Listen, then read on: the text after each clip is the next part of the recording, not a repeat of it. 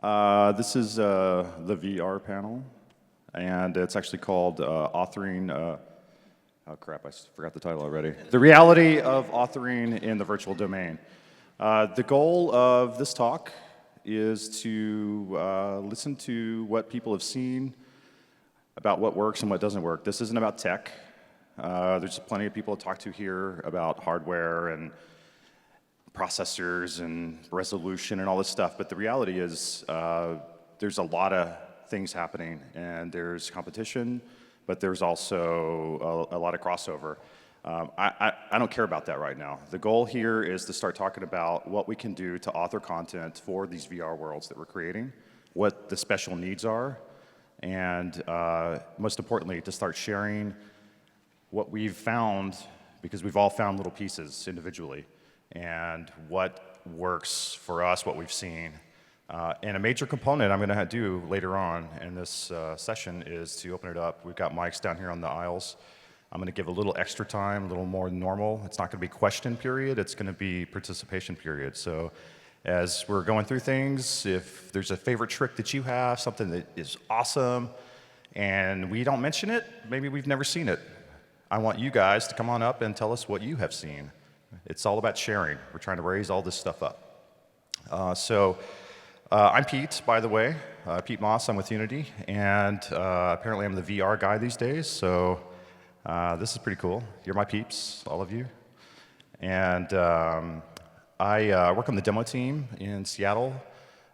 We have an office here, and I get to hang out with a lot of, actually, these folks. I see them all the time. Some of them I have to travel to see. That's okay. I like going places, doing some of the VR jams and VR meetups and things like that around. And yeah, that's basically it. I get to play with a lot of demo content. I get to eat the dog food every day, and I get to play with cool stuff and meet cool people. I'd like to walk it down the line and have my peers here introduce themselves and tell a little bit about what they do. Hi, I'm Aaron Leiby. I work at Valve. I've been in the VR team working with those guys for the past year. Most of my time these days is spent working on a plugin for Unity. We have something called Steam VR, which is a wrapper for different hardware. And so I have the plugin that then interfaces with that. Yeah, hello, I'm Ari Hollander, and I've been doing VR design, development, research kind of stuff for about 20 years. I have a company called First Hand Technology, and we're actually spinning off a new company called Deepstream VR to do some display tech and things like that. So I've been working in the medical domain, in games, and all kinds of both serious and frivolous applications of virtual reality for a while. Hi, thanks for coming. I'm Robert Brackenridge. I'm the Director of Developer Relations at Virtuix. We manufacture a product called the Omni. Many of you may have seen our Kickstarter last June, where we were quite successful in selling a bunch of pre-ordered units to our backers. We're thankful for all of you that are out there that are backers. I've met a lot of you this week, so thank you very much. In addition to working with developers, building content, and so forth, I also happen to do demo content for the basic technical features of the Omni, demonstrating how the motion works, and also then that gives me an opportunity to talk about design. So some of the things that we run into, for instance, that are typically not thought of in a VR type of an application. My name is Alex Schwartz, and along with Devin here, we run Alchemy Labs. I guess in the VR space, we're best known for our port of the game for the Awesome. And so we built the VR enabled version of the game called Oculus, and we've released that on Steam, and we've kind of been working in that space, putting in DK2 support, and along with Robert, the Austin VR group, kind of co-founding that group, and just excited to be part of the space. As Alex mentioned, I'm the CTO of Alchemy Labs, and yeah, we've been doing VR stuff for a little while, and we've actually put a considerable investment into it, and we just launched DK2 support for the Awesome a few days ago, and it's up on Steam now. Hi, I'm Denny Unger from Cloudhead Games. we started a game called the Gallery 6 Elements last year, which is basically a virtual reality experience built from the ground up for VR, which was successfully kickstarted last year. And the areas we're really concerned with have to do with locomotion and just sort of figuring out the key problems in VR that deal with locomotion and how to bring like a fully embodied experience to the user with full motion control and all that kind of crazy stuff. Okay, so like I said, actually, before I even jump in, I want to point out that you guys are all special. You're going to get something special. You don't know about it yet, but I'm about to tell you. When we're done here, we're going to gather up, we're going to hold hands, and we're going to walk down to the Armory, room 2, and we have 2 hours of VR demos that will be open to the public. Yeah. And it's actually going to be demos from some of the people up here. There's also some people in the audience. I've had the luxury of traveling quite a bit this summer and going around the country and seeing what people are working on. So I've invited some people that I've met along the way to demonstrate some of what they're working on. Some of them are games, some of them are not games, some of them, I don't know. We don't even always have descriptions for exactly what we're making right now. But I wanted to make sure I put that out there. Once we're done with the final section of this panel, we're going to book it. We have a limited amount of time, so I want to make sure that we maximize it. And it'll take a couple of minutes to set up a few things before we can even really begin. But we'll get back to that in a moment. As I said, this panel discussion is about sharing tricks. So I got a trick. I'm going to start us off. I think anyone who's been in VR has worn a headset and they go into their favorite game or they build a little demo. They want to feel the environment. They want to feel like they're somewhere different. And they go into a place with a Skybox, and then they look up in the corner, because there's a corner, because you're in a box. It looks like a box. It feels like a box. Things that work for mono vision, for displaying a flat screen for your favorite shooter game or whatever, they have problems sometimes in VR, and you feel like you're in a box. So one of the favorite tricks that I've done in the past, in fact, many of us have done, the mantra these days is, think like a mobile developer quite frequently, is to actually make real geometry. Make the scene, make the planetoid out in space that's just right over there. Make it a real sphere, make it rotate, do whatever you want, and then parent it under the head. So wherever you move, it always stays the same distance away. Very simple trick, very easy, and actually way better than ever trying to make a skybox. Make real geometry, put it out there. Skyboxes can be in the distance, and there's going to be some improvements coming down the line to make a lot of this stuff start to look better.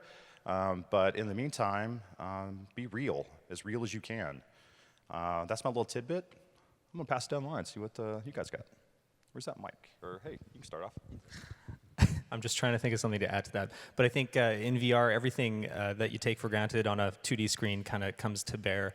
I mean, a lot of these issues have been dealt with previously for 3D games in general, but the things that VR do, they basically break down those paradigms. Like scale is a huge one. So you really have to be considerate of your object scale, make sure that feels appropriate. And a lot of that just really comes down to being in VR, developing in VR, and feeling what those objects feel like at scale. So considering your scale is very important. I also think that 3D depth perception breaks down at a certain distance, so you can get away with a lot of cheap tricks by putting things out at a set distance, and they look much bigger than they are, like you were saying with the planet. Can't think of anything else right now. So in we ran into a lot of challenges when it comes to the way you want to look in that game. So for example, in that game, you end up falling downward, right? And playing a video game like this is really, really terrible and hard on your neck. So we ended up needing to come up with a solution for that. So generally, you never, ever want to take control of the camera. It leads for a very bad and sometimes nauseating experience. But as just a weird one-off in when you actually fall off the building, we really quickly lerp the camera down 45 degrees, and we found that what users end up doing is instantly tracking their head down to follow it because they're expecting that to happen, and it actually gives you a little sense of vertigo and makes you think like you're falling downward. So. Let's see. So yeah, in our case, we were porting a game from that was a desktop game to VR, which is definitely from an authoring VR content standpoint, you really want to build from the ground up an experience that is meant for VR from the start. So because we had this content that we could use, we had to kind of retrofit, and we found a lot of things that were wrong in VR, and then switched them to be slightly better or the best we could in the time frame. One of those is heads-up display HUDs. They do not work at all in VR, and so I guess one tip would be you have to think about, from a design standpoint, contextualizing all of the information that you want to present to the user, or figuring out other ways to present information to the user by not pinning it to the corner of the screen, because if you think about it, it's out of your peripheral vision, right? So you can't put a health bar or anything that you would normally do in a regular PC game. So when we got to the point where we had these meters for how fast you're falling, and where, like, if you hit a building from the side, it would show kind of like a UI element to your right, showing you smacked, on this side. We had to come up with, either replace with audio cues or come up with different ways to tell the user that something was happening instead of flashing something on the UI. So I think that's important to think about from a design standpoint. Thanks. A couple things. It's probably more of a design comment than so much as a tip. Just kind of remember the audience that you're actually building this application for, and remember that many of us have not necessarily been in a VR experience. So when you bring people in, you bring them into that kind of the aha type of a moment, or the maybe the moment, right? But just kind of take that into thought first off, and then start taking them into a little bit more jazzy type of a VR experience, and make sure you kind of ease them in rather than sitting there just getting right in their face right off the bat and really taking. So that's just more of a design comment rather than a tip. And then also, what I've also found, it's much easier, especially if you're designing VR for the very first time, to start in a very small environment rather than looking at the very broad horizons and how to design that ultimate sunset. Start with a room, and start with something that you can, what you're ideally wanting to really entice people to do is interact with what it is that you're trying to do. So think small and think of things that naturally pull people in, rather than some of the other comments says you control that camera and take the control of the player. Entice them to come over and be engaged with whatever the content is that you're building. So I came at VR from a background in psychophysics and perceptual psychology, things like that. And so when I'm building different kinds of interfaces, one of the things I like to do is think about how the person is going to perceive the environment, and see what you can do to give it sort of a natural, take advantage of those senses. And so one of the things that I played with in the past was, we had a game we were working on where you were flying through space, and there was large empty volumes of space, not a lot of feedback on how fast you're moving, and you're hitting the accelerator and getting gradually faster and faster. And so we needed a way to communicate that. And as people have observed, it's not great to have a lot of dials and things like that, because where do you put them? They interrupt if they're in the middle, things like that. So one of the things that I did there was I took advantage of the fact that the peripheral vision is really good at sensing movement. And so I put in the corners of the display, I put a little checkered field that was just sliding. So it's just a sliding texture, but it was proportionally sliding outward to the speed that you're traveling at. And what that did is it gave you this sense that you magically knew how fast you were going, and you weren't really aware of it, because it was just part of your situational awareness, but not something you're explicitly attending to. And I thought that's the kind of approach that really goes a long way in VR. How much on the edges? How much is visible? I mean, if people looked at it, could they really see it, or is it just a very thin strip? Or I just sort of cut the corner off, so there's a triangle in the corner. Just in the corner. Yeah, in the corners of the display. I mean, that's going to be, that's a tricky one to a certain extent, because it's going to depend heavily on your display hardware, and there's lots of different technologies out there, and you're going to have more or less of them included. You may have non 100% overlap. Lots of things to be thinking about. So you're going to need to configure that to match what the display gives you, certainly. So it may not be trivial to implement something like that. But it is a good way of just sort of naturally providing your sensory system with something that it can deal with. That's great. That's cool. Very cool. Very cool. Excuse me. I know a lot of folks are getting their DK2s now, and so they're starting to be able to experiment with positional tracking. One of the things that you find before you have positional tracking is that things sort of out in the distance are more interesting. You want to look out at things because all you can do is look around. And as soon as you introduce positional tracking, suddenly the things that are near you become really, really fascinating. So that's just one of the things I think about is where you're going to put your geometry, where you're going to focus on the player's attention. It's actually interesting you bring that up. The Valve has this great suite of demos that they've done, and I know many of you have seen them. If you haven't, make that happen somehow. You owe it to yourself.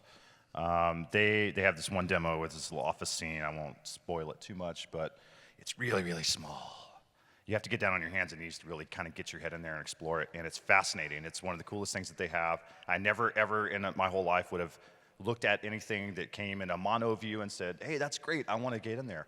But when it's there in front of you and you feel the agency of it, you want to crawl right down in there. And the beauty is, and I think you guys have said this before, is as you get closer, it's like the resolution goes up. They have these tiny little coffee mugs, and they're this big, but that's the thing, it's physical. They're this big. They just don't exist where you can touch them and feel them, not yet. Well, in that example, like we have these little tiny coffee cups, and they just look, because it's just geometry, it's the sort of the platonic ideal of what a coffee cup could be. And so you know if, in the back of your brain, you're like, if this was actually made out of plastic, it would have little rounded corners or whatever, but because it's just these perfectly razor-sharp polygons, it actually looks hyper-real. I want to throw down, you guys are talking about UI things, and especially Alex. While you were talking about that, one thing that I thought, I have a demo that I've been showing around the world. It's this helicopter demo. It was built by the guys at Real Visual for us. It's a really great demo. And again, this point of realism, it's virtual reality. Think about the reality part. It has to be there. You have to invent the reality sometimes, but we have a whole reality that we somehow share that we can mimic as a starting point.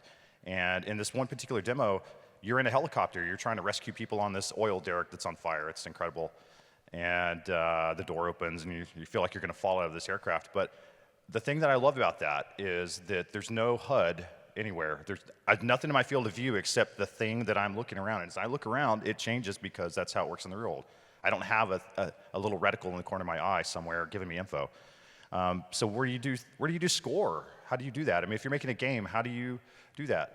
Well, maybe you have a panel. You're in a physical aircraft, right? So have a panel. So in that particular one, if you look to the right, there's a panel looking right at you, and it has all the data and everything that you are doing in the game is right there. Or this soccer game that we in Boston earlier this year. This one of the simplest things that I've ever done, and also one of the most fun things. This soccer header, the ball's coming, and you kind of knock it into the goal. Well, what's the score? Well, you just look over on the scoreboard because you're at a soccer stadium. There's a scoreboard. Of course there is. Yeah, next. We don't have to go back up and down the line. We can bounce it around if we need to. If anyone wants to throw down.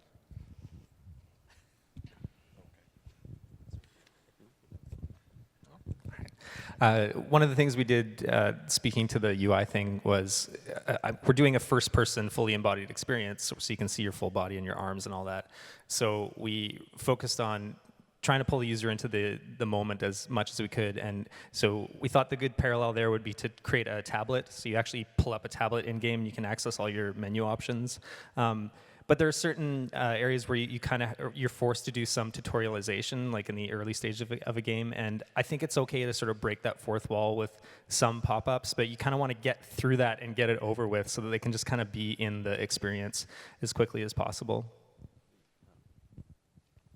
I've seen a couple games that do a really good job of basically, the way it's always demoed, you have an Xbox 360 controller, and you have to know what each of the buttons does. And so in the game, when you look down, there's the Xbox controller, and it has little call-out, fly-outs for what each button does. So you just look down again to see what your controls were, and it works really well because you ended up picking up the said controller in real life.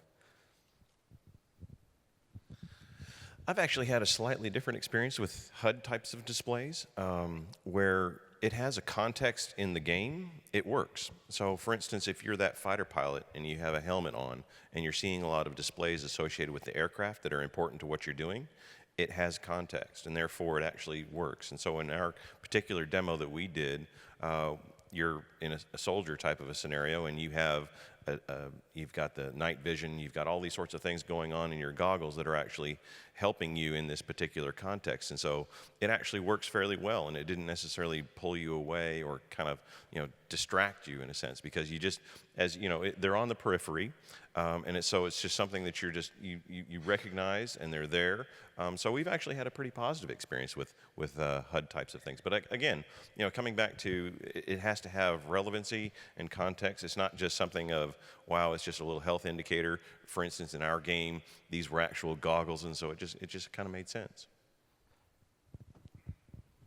For a lot of people, the holy grail is augmented reality, not virtual reality. And so there's so many things that people want to do in that. They want to use Google Maps and have that draw the path on the road or whatever for you. There's so many neat things we can do there. But the big challenge there is registration with the world.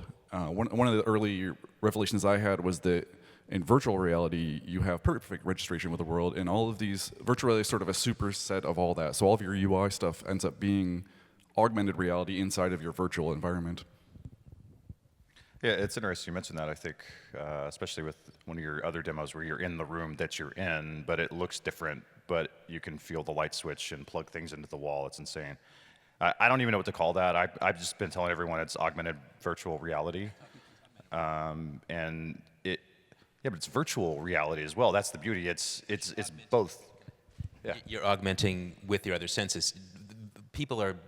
Virtual reality tends to be dominated by vision. Indeed. And your sensory system is dominated by vision. But there are excellent reasons to use those other senses. The more sensory modalities you bring in, the better off you are. And I've done a lot of work in dealing with this issue of how do you do real work, real things in virtual reality? Because the whole Minority Report hand-waving interfaces, as I call them, they just don't really work very well. You get low fidelity, and part of that, even if you've got a device that's excellently, does a beautiful job of capturing, to the sub-millimeter level your movements, you can't control your hands that detail when you're waving them in midair. But if you contact with a surface, then you bring in that fine motor control. And so I headed up a alternate input systems group. This is back in the day. But one of the things that we were playing with is, once again, how to do real work in virtual reality. And one of the first things we did was that we took a Wacom tablet, stuck a 6 degree of freedom tracker on it, and suddenly you had this thing that was a solid object that had sub-millimeter data taking capability that you could feel, you could relate to it, you could overlay things on it.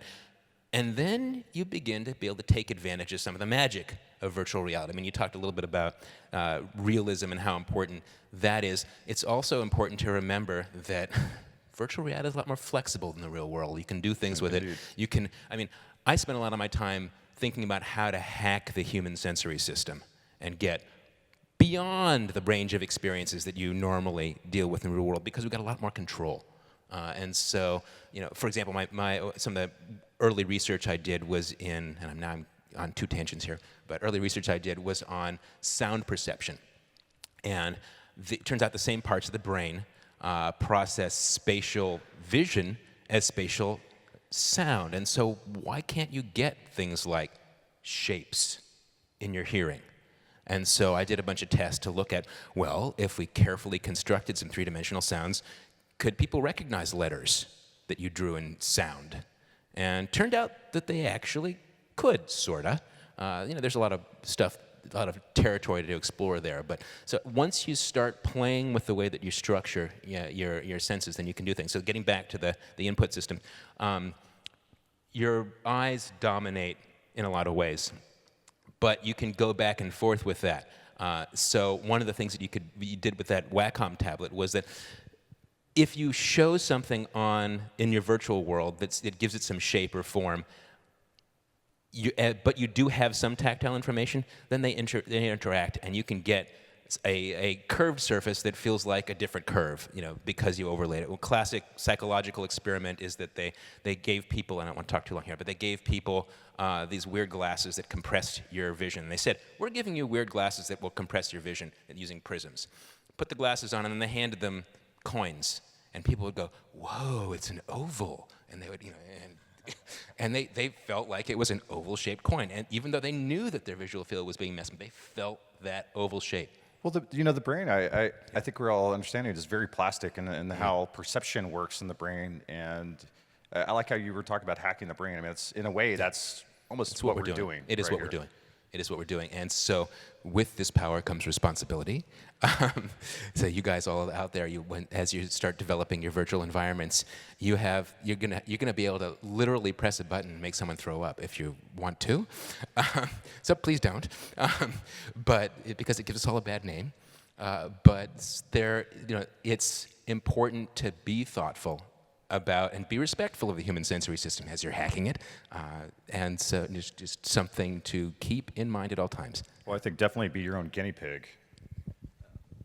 If you can't handle it, don't inflict it on someone else. I was just thought of a funny little pragmatic sensory tip that someone's using is, I'll rep his game, Aaron's Eden River. Basically, you're floating along a river, and it's a sensory experience, and you're moving at a constant rate. And once I put on the goggles, he kind of like slyly plugged in a USB fan and then pointed it at my face. And having the wind pointing at your face, you don't even really notice it as far as, hey, this is now happening. It just made the whole experience a little bit better. So I think there's like a $1 tip. You just plug it in, and maybe we could do a little more of that kind of cheap, easy hacks on sensory additions. Yeah, actually, that demo will be in the demo session today. I don't know that we have sourced the USB fan. I hope we have, because I'm seriously, that made it. It was incredible. I did it a few weeks ago in Austin, and that one little detail, mind-blowing. I was there. It made it. Yeah, there was just a quick one. It's very similar to this. So, at the demos at the developer party the other day was that Leapmotion had this cool demo where it was they had a Rift, and they plugged their motion capture device onto the front of it, and it was sort of facing down, and they had this little plasma sphere, and you could reach into it and manipulate it with your fingers, and that was very cool and all. But one of the things I noticed is that I reached into the plasma sphere, and my hands started to feel warm. And I was going, what's going on with that? And then I realized that the Leapmotion has a bunch of infrared LEDs that it was shining on my hand in order to track them, and I was feeling the heat from that, and it really added to the experience. It was like, whoa. Anyway. As it goes down the line, there's this guillotine demo that was going around a lot last year. I did it out in Copenhagen, and I'll tell my story real quick. I got my hands tied up behind me. I got laid over this stone platform. I was in the guillotine. And I saw 5 people before me do it. I knew it was going to happen, but it didn't matter. As soon as I was in the world, I looked up. I actually saw the blade start to fall, and a guy karate chopped my neck at just the right moment. A little light little tap. But from everything I could tell, my head had just fallen off, and I was dead. It was real. It happened, but I got better. There's a portion of our game that's not released yet, but where we actually lop the right arm off. I'm giving major spoilers here, but it's a very strange thing to have with motion control, to have control of your hands. You're playing with objects, you're getting really familiar with this interface, and then suddenly you lose a limb in VR. It will really screw with your head. Another thing that we found really interesting was we have candles in our game, and you can put your hand over the flame and you get burned. But perceptually, a lot of people feel a very small amount of heat on the hand that they're projecting into the flame, even when there's no heat source there. It happens, and it's spooky. Actually, I want to take a side thing, because I think you have something that is kind of critical to add. There's the heat aspect and the psychological heat, but Ari actually used to be my boss. We worked on some projects, and one of them was the Snow World app. And would you like to talk about that just real briefly? Because I think that's actually a really critical thing, how you can affect temperature sensation through non-temperature means. So for those of you who have not heard of this or seen it, it turns out that if you put someone in an immersive virtual environment, especially one that's highly interactive, they feel less pain. And I'm not talking about the kind of pain you get from a headache and take 2 aspirin. I'm talking about burn victims who are burned over 60% of their bodies, kind of thing. This has been used for about 15 years. Harborview Medical Center here in Seattle, a bunch of other places around the world. I've been doing some of the development for in support of this research for a while. But so the main application there that's been used for actually about a third of the research around the world. I did a literature search recently and found 50 papers, and of that, about a third of them was on this one application, is this snow game. It's very, it's a silly little game. You're sliding down a frozen river and through canyons and things like that, and there are snowmen throwing snowballs at you, and the snow is falling, it's nice and cool, it's, all that kind of stuff. But it seems to be really very effective at pain control. The kinds, I did a study recently that actually the University of Washington was testing a device that we built, a new VR display. I can show it to you guys later. It's non-head mounted because it turns out that burn victims don't like to wear stuff on their faces frequently, especially if they have burned faces. There's a bunch of reasons why you wouldn't want to necessarily have a head-mounted display in this context. But so nice high-resolution 2600 by 900 per eye stereoscopic display. They tested this at the University of Washington, compared it to sort of old-school $25,000 VR helmets and to nothing at all. Found that the two kinds of devices behave the same, and that the pain reduction was, let's see, about 60% of the subjects had at least 30% reduction in their pain. And just to give you a sort of a reference point for that, morphine is typically calibrated at 25%. So there's something really profound going on here. And as best we understand the science, it has to do with interactions in the sensory system, using up bandwidth that would otherwise be used to transmit the pain signals, things like that. But the take-home here is that there's something different about immersive virtual reality that can have physiological effects in ways that you would not necessarily expect. And so, so there may be implications to the things that you guys build that you never foresaw. So keep an eye out for them, because there's a lot you can do with that. I mean, pretty magical. Pain control without drugs, It's interesting stuff.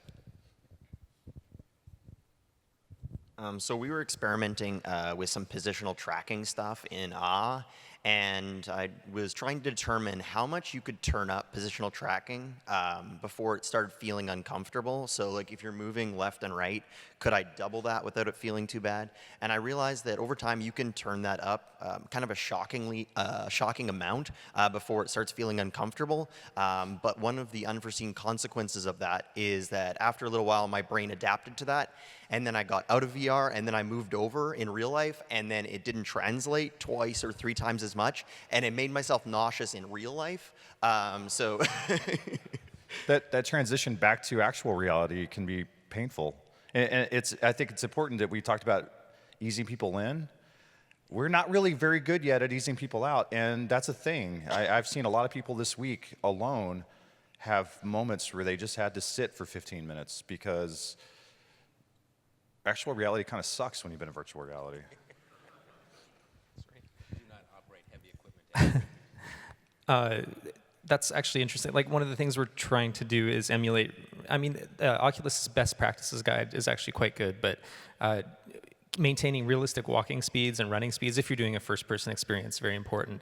And if you're using motion control, you have to make damn sure that your calibration is correct, because spending a lot of time in the environment and moving around at a realistic speed and getting accustomed to feeling those motions, if you don't get it right, coming back out, you feel off. People feel really super off. So.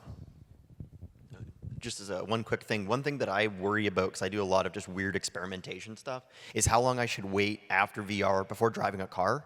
Because I'm worried that, when I mess around with scale and stuff like that, that I'm actually messing around a little bit, at least temporarily, my depth perception on stuff. Yeah, that's scary. About leaving VR, that's kind of like when you take off the headset, that's the ultimate moment of leaving. But I think there's also like other moments where you're leaving VR, which is if you lose positional tracking in the middle of a demo, it feels absolutely terrible. It's one of the worst feelings to have full positional tracking and then have it completely come to a halt.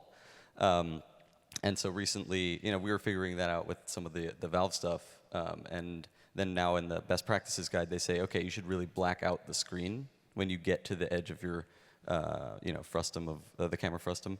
And so there's some interesting stuff that a couple demos are doing now and figuring out kind of like telling you you're at the warning zone, you're at the very edge of your tracking volume, and to get back to where you should be.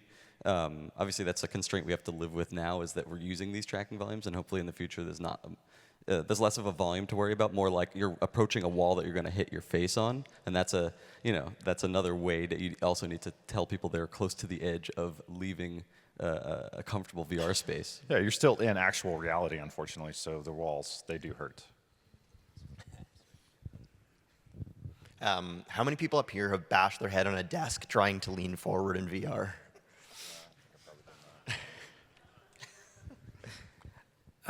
One of the things to consider, it depends on what kind of game you're building, but we're pushing very hard to get a first-person experience feeling good in VR. That's what we've done for the last year and a half, and it's super challenging if you're aiming for a seated experience like Oculus is aiming for. The user can't physically stand up and rotate their body. So rotational accelerations are a huge issue in VR. And it's one of the key simulator sickness cues. Because if you're rotating in VR, your inner ear, there's a huge vestibular disconnect because you're not physically doing the action. So one of the things we came up with was VR comfort mode, which is basically, the analogy is, you picture a dancer spinning and they're always spotting in the distance and to keep from feeling dizzy. So we're emulating that in software with VR comfort mode, and I've given maybe, 1,500 demos of our current level that we're showing publicly, and I've had 5 people complain of simulator sickness in that time. And it's a really key thing to consider. I firmly believe in the volume. I hope that we eventually get to the point where everybody's standing in front of their TV and they can walk around on that 4x6 piece of carpet in VR and work within that, because having full positional in a scene is a revelation. It's a totally different experience. I actually have a question about that. So I've been also like moving around, snapping to 45s from a comfort level is awesome. The one thing that I'm concerned about is the loss of presence the moment you do that, because you don't snap very often in real life. Do you have any thoughts on that? I do. It comes down to rotational velocities and how big of a slice of the pie you're doing for your turns. So doing something more like 10 degrees and making it happen almost instant. I mean, you should have a couple frames in there because it looks really bad if you don't. But getting those values correct helps a lot, because the closer you can get it to these very speedy, short turn values, it starts mimicking saccadic eye movements because in reality we're always darting our eyes around very quickly to scan reality, and our brain just filters that out. So if you can kind of mimic that in software, then it feels okay. But it's also it's an optional thing I think that beginners need to VR. So you're not just giving them full free rotation in those first sort of key moments. I think it's a good option to have. Yeah, the one thing I wanted to add there is a lot of people, map the joystick to move the head, and then there's head look. I have a very, very strong stomach for VR, and it gets me every time if I look to the left and I accidentally bump the stick to the right. That is the second worst thing next to your positional locking up on you. Yeah, and just kind of add to that, we were talking a little bit earlier about, the brain being a big sponge and taking all this stuff in, but really your sensory system is much, much more. You've got opportunities to explore things that involve motion and walking and things like that are all these various other types of cues in your system that we have yet to explore that now make this even a more pleasurable experience. So these things, for instance, that you were just talking about, where you're looking to the left and all of a sudden you bump the stick to the right. Well, if we remove the stick and we have some other way that you can locomote through this environment, physically, you can actually do that. You can actually sit there and walk to the left, look to the right, and all these other sorts of different directions. You can disconnect your hands. So we've got a lot of other sensory types of systems that we can now begin to explore that keep you in that immersive environment and don't necessarily shock you so much. One of the key things that causes motion sickness or simulator sickness is what we call the ocular vestibular mismatch. So where you're seeing something but your inner ear is not feeling it. So anywhere you can, so we had a group come in that had a simple demo where you jumped around, and they just had jump bound to the A button, and every time you jump, it sort of lurched your stomach a little bit because you had that mismatch. So then we put in some really simple code to check the head position because we had positional tracking on the headset, and had that trigger the jump instead. And just having that little bit of motion to sort of trigger the action really, really helped. We're getting close in time to when I'm going to turn it over to the crowd. There's one issue that I want to make sure we bring up. It's something that's been kind of a big theme for me this summer in the travels I've done. Frame rate is king. Frame rate is king. Reality is less important, or the virtual aspect of it, than maintaining frame rate above all costs. The hardware, what's the DK2? 75 hertz, is that right? Morpheus, I think, is 90. I could be misquoting that number, so you probably, are they 60? That makes sense, yes. But the Valve stuff's 95. There's people that are pushing to 120 right now. Maintaining 90 hertz frame rate is hard. It's really hard. It's way harder than you expect. We're working on trying to make some improvements for the rendering pipeline so that you can do more in the frame of time. But maybe we could talk momentarily about what are you guys doing to maintain frame rate? One of the tricks I heard just from the VR jams that we did this summer was start again with a very simple scene, a room, but it's really just a cube.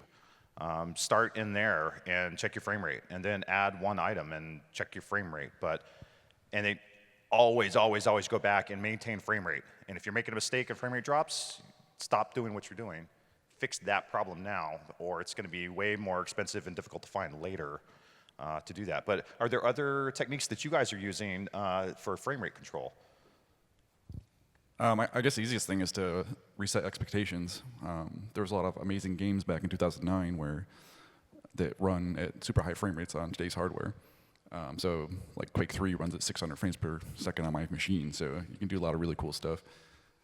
And really, a lot of the graphical fidelity issues that are overlays and HDR and all these other issues that take up a lot of burn rate on your CPU, while they're exciting now, we've gotten kind of used to them. Just the idea of being in a virtual world is brings so much to the table that it's really sort of key. You got to start there and then work with that. I mean, we've got a crutch right now because the displays that we're rendering to, for the most part, are pretty low resolution. But as we start getting better hardware, like the stuff that I'm working with, we're having to deal with this at retinal display, at least they are until you wrap them around your face, mind you. But retinal display initially resolutions, then we're going to run into these things headlong because now you're rendering two cameras and you're rendering lots of pixels and all that kind of stuff, and we really want to have that resolution to play with. So I think that starting with stylization is not a bad thing to do. I mean, one of the things so I did some work on post-traumatic stress therapy applications, and it's an interesting thing that I observed.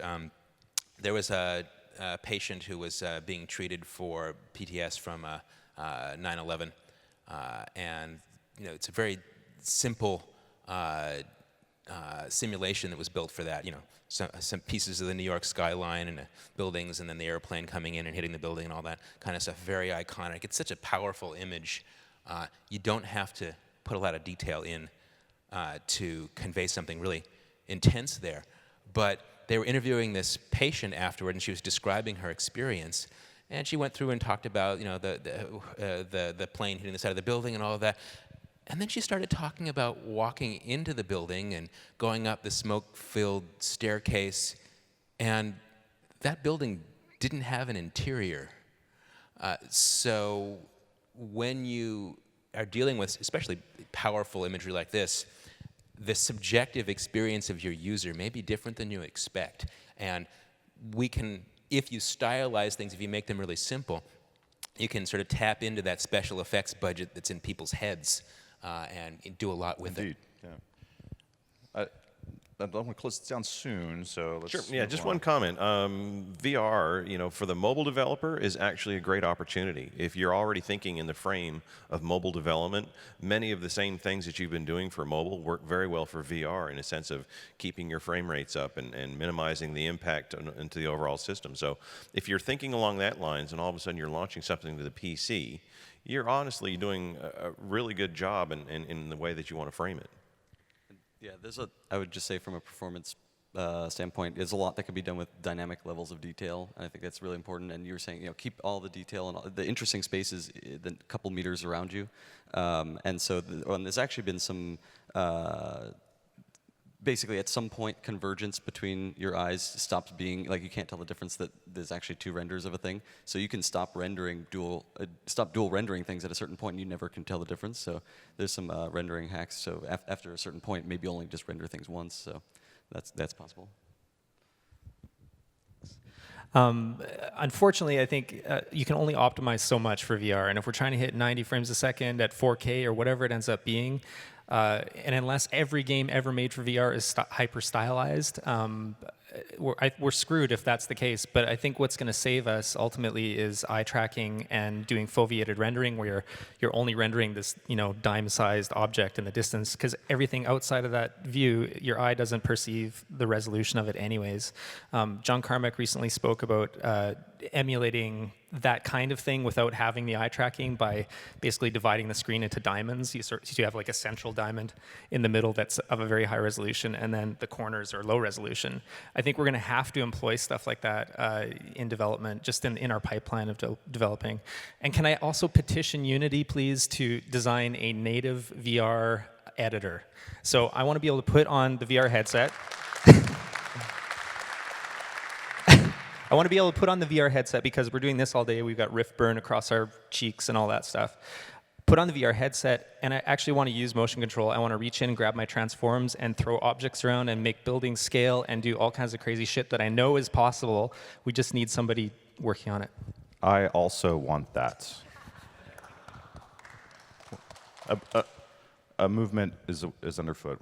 Things are happening. So in fact, this week has been really critical for talking to people and trying to understand what do you want? How do you want to use it?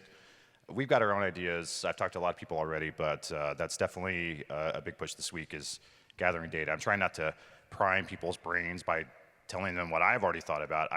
If you're telling me the same thing, then it starts to tell me that we're on the right track. We've got about 12 minutes left, so what I really want to do is bring the house lights up a little bit, and we've got a mic here and here at the end of the aisles. I'd like to open it up, try to be very brief. What I want to do is, if you guys have some thoughts, let's hear them. It's a discussion. If you have a question, clearly we'll answer questions, but tell us what you've seen. Awesome panel, guys. Thank you so much. Just first, a suggestion for the lexicon when you're dealing with a room that's the same as the room you're sitting in. Could be called parallel reality.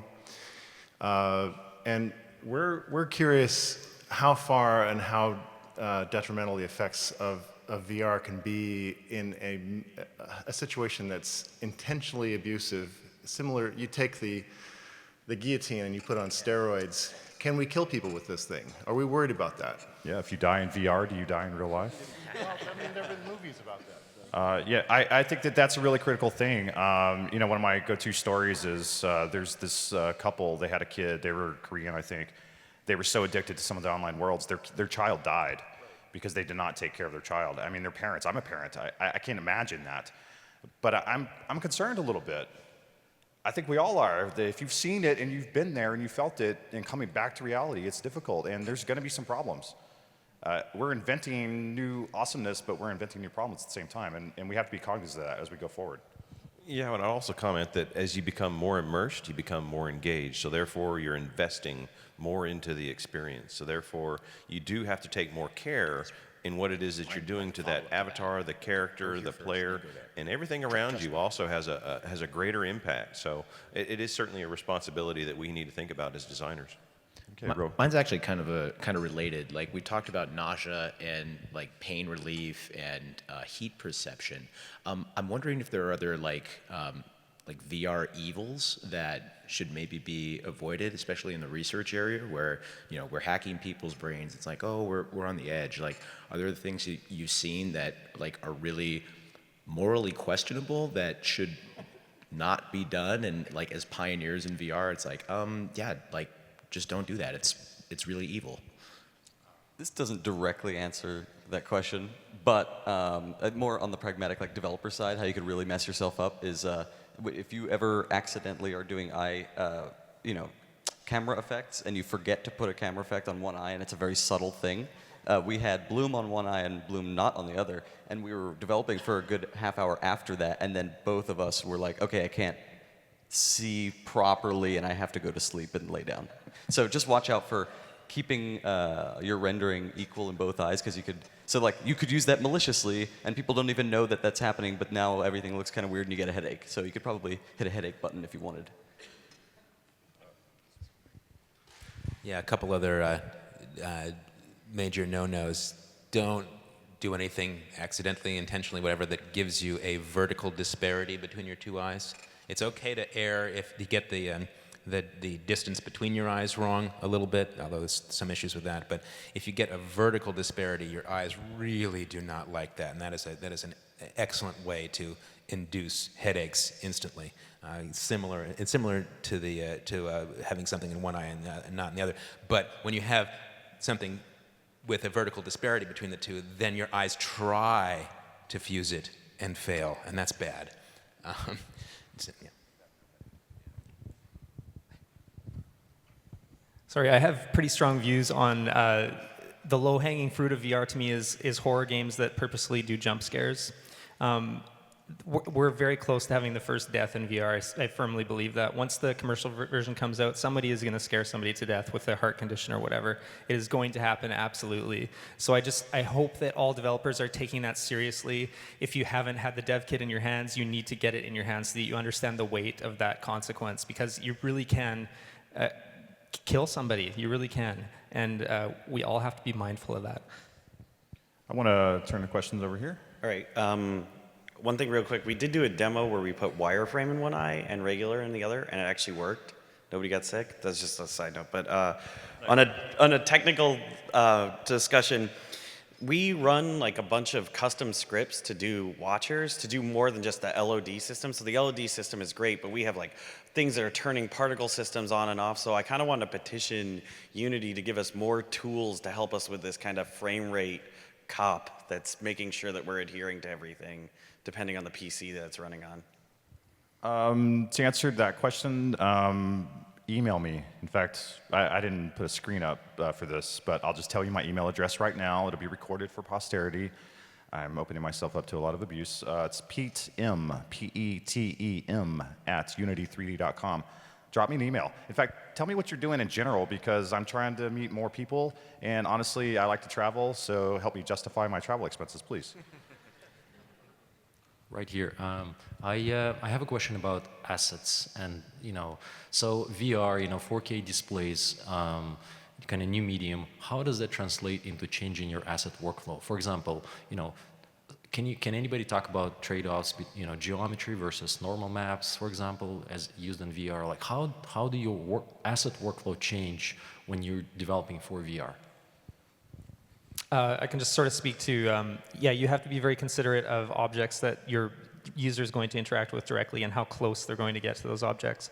With positional tracking on the DK2, the whole landscape changes, because suddenly a person can push their head into 1 centimeter up to your nicely designed texture that looked great at a foot, So you just sort of have to balance what they're most likely to interact with and increase your poly count thusly, right? And then, do parallaxing and a bunch of other fun shader techniques to give your textures actual volume and 3D bump mapping and all that kind of fun stuff.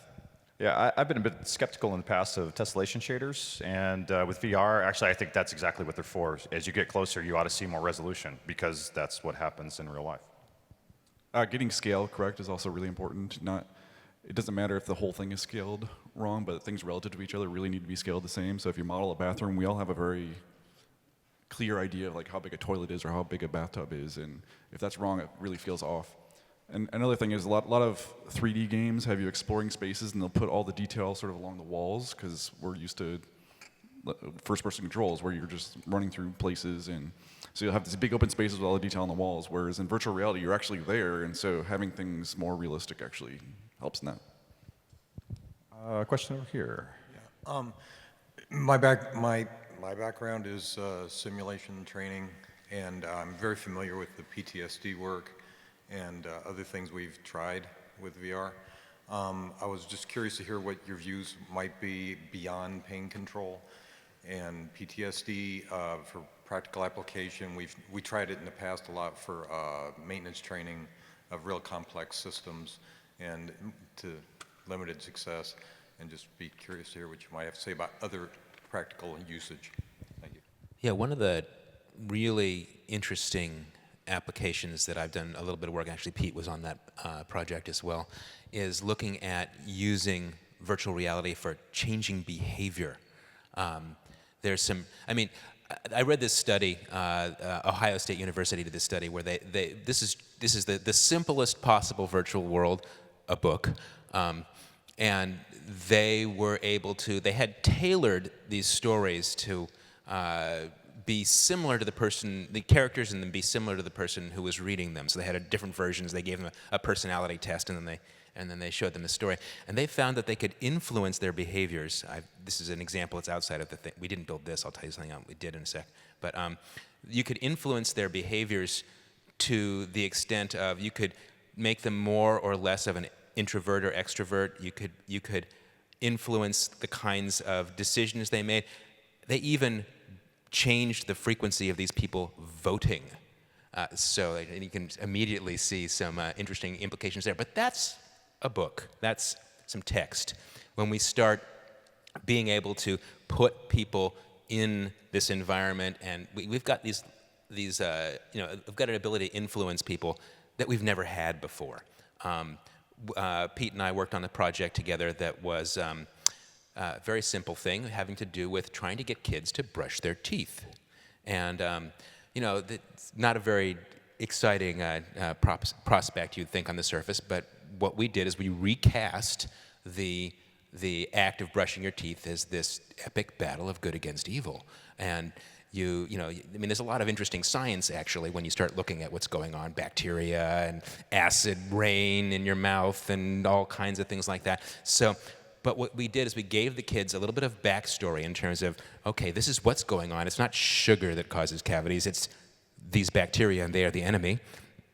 And then we gave them this first-person experience where they were there on the tooth enamel, fighting in the trenches, and they were effective. They were able to make a difference, which, feeling empowered about something like that, like toothbrushing, is important.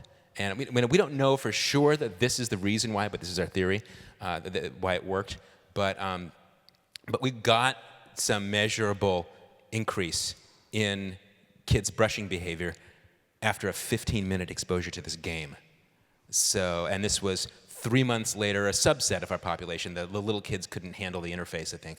But the older kids, they were brushing more 3 months later. And even more 6 months after that. So we set a foundation for changing that behavior. So behavior changes, I think, is a really interesting application area. Over here. Yeah, one thing we found in our lab is that if you combine sensory stimuli, it's really kind of synergistic. We had some students who had a glove that had a Peltier cell in the fingertips. Run a current one way, it heats up, other way it cools down. So they built a simple demo of throwing fireballs and snowballs. And you pick up the fireball, and the longer you hold it, the warmer your fingers get. The longer you hold a snowball, the colder it gets. And even though the graphics were very primitive and the tracking on the hand was very primitive, it was incredibly compelling because you really felt like you were holding something hot or something cold. And you heard the crunch of the snow or the crackling of the fire. Combining the senses, there's a synergy to it that we didn't expect. Oh yeah. We got about a minute, so I'm going to take one more from right here. But you're going to be talking to us for the next couple hours, so it's okay. We got a lot more talking to do, but yeah. So I'm doing a lot of work with synesthesia in VR right now, and I'm developing a virtual reality music creator. That's with the Oculus. And one thing I noticed about VR is that Abstract things make people a lot less motion sick, as opposed to like real objects they'll recognize in life that may not be like scaled properly, or maybe it's just like a frame rate thing, you know. But what do you guys think of that? Think of it as a big extension to the concept of the uncanny valley. Sure. And so the more familiar something is, the more intolerant you are going to be of mistakes with it. Yeah, I agree. Yeah, I think there's a lot of room for, you know, for instance, you're watching these wonderful Disney Pixar creations and you've always thought, gee, wouldn't it be great if? And if you think along that lines, and rather than how much that person wants to be there, how much they want to engage with that content, more so than, oh, the extreme realism of what it is that I'm ultimately going to touch, I think you've set yourself up for a much better successful experience. Okay, so that's time for now. Thank you all so much. We got a nice little VR community happening all over the place. Like I said, contact me. If you're here, talk to me. I've met a million people. I will try to remember who you are, but the reality is we're going to have to talk after this event a little bit. Also, make sure that you come to the demo session. We got to grab our bags. We're going to hike over there. It's the Armory, Room 2. It's reserved. You're welcome to go right ahead, but holding hands and singing Kumbaya, I think is going to be really effective as we make our way through the Science Center here. So give us a few minutes. We'll be over there. There's already some demos set up and about to run, I think. Is that true? That is true, I've been told. And there's a few of us here that have to actually go set up our demo real quick. So be respectful, give us some time, but please, please come hang out with us. If you have more thoughts, questions, I want to hear it. I want to hear it all. Thank you so much for coming.